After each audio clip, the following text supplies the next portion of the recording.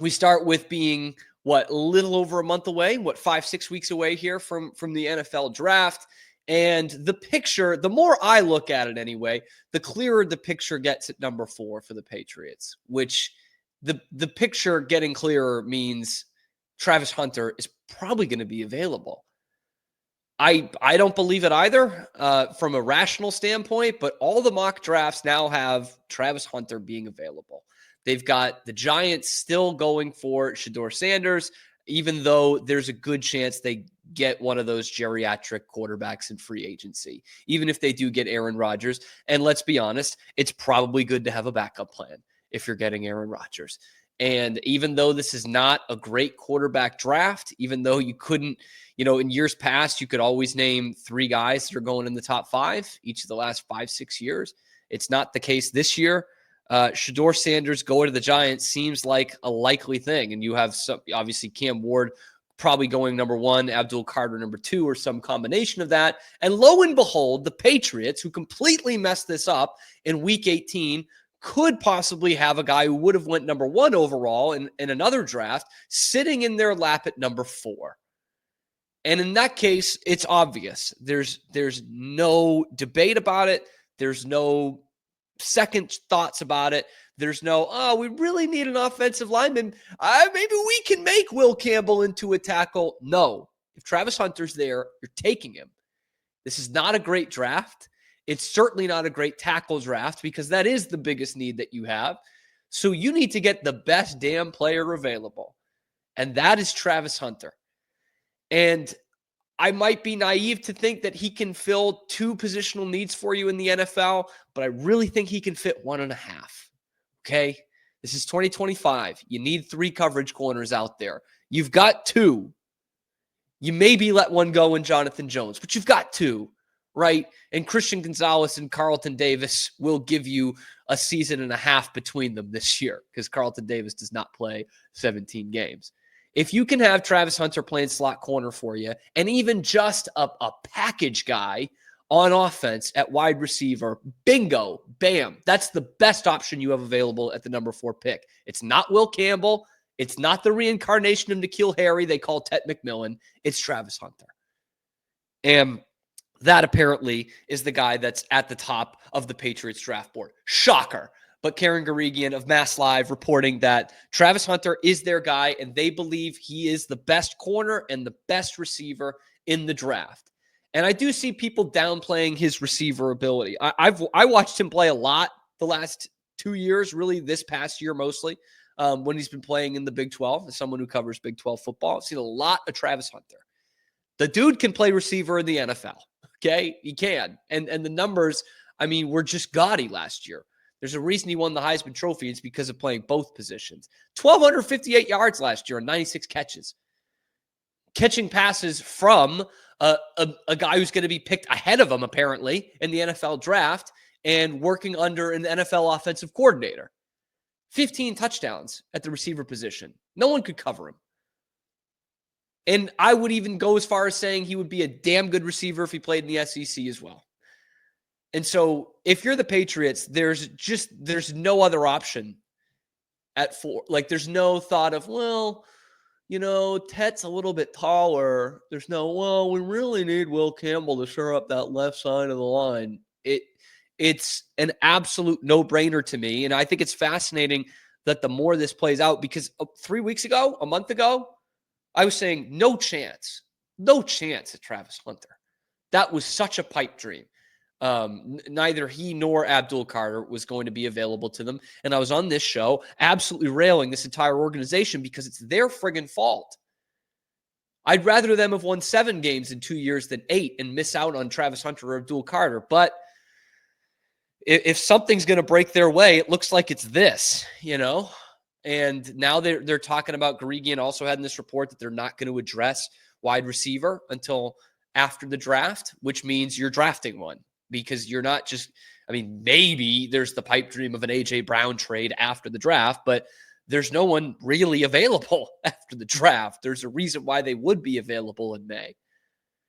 And maybe that means you're taking a flyer on Amari Cooper, which is a guy I kind of like for what, you're going to have to pay him nothing and nobody really wants him.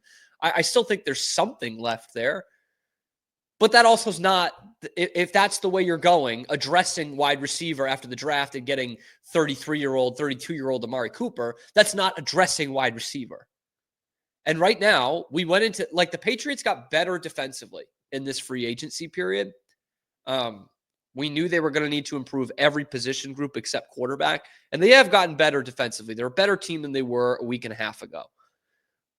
But by that same token, if you asked any fan, and I'm sure most of the people in the front office, what it's going to take to get this team kind of off and rolling next year and get people behind this team and get them excited, you would say you've got to build around your quarterback. You've got to get some semblance of an NFL offensive line so he's not on his ass every other play. And you got to get someone who he can throw to, who he can get some separation for. And right now, they have not addressed that. They've actually probably gotten worse. I mean, Mac Hollins is a decent option, but to me, he's Chris Hogan, okay? And what was Chris Hogan without Tom Brady?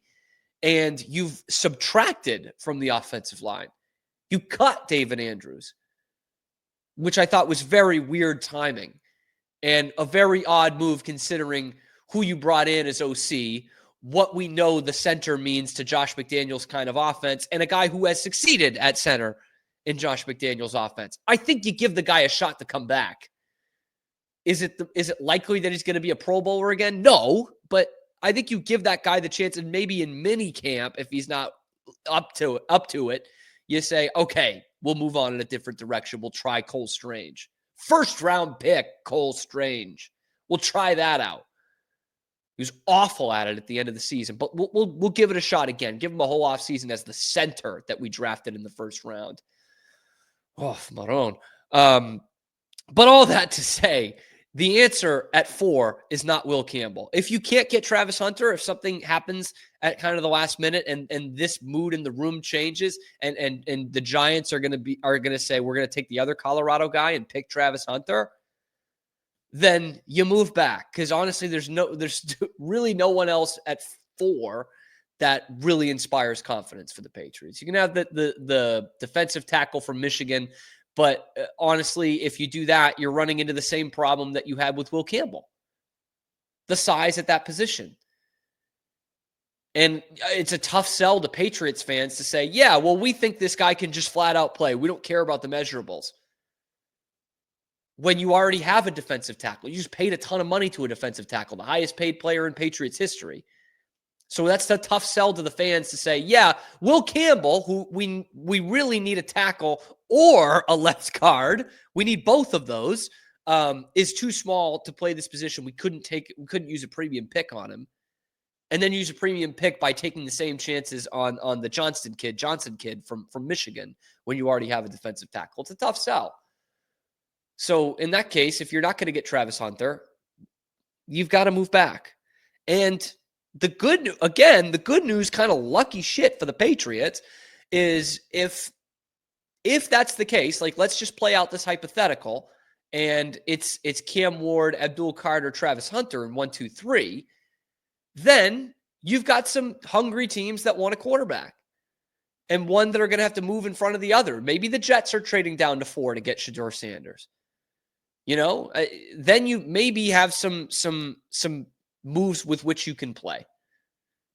But to me, the Karen Garigian report is like, duh, of course that's your guy. But I am surprised at how other teams are grading Travis Hunter and not seeing this same thing the Patriots are, that he is the number 1 corner and the number 1 receiver in the draft.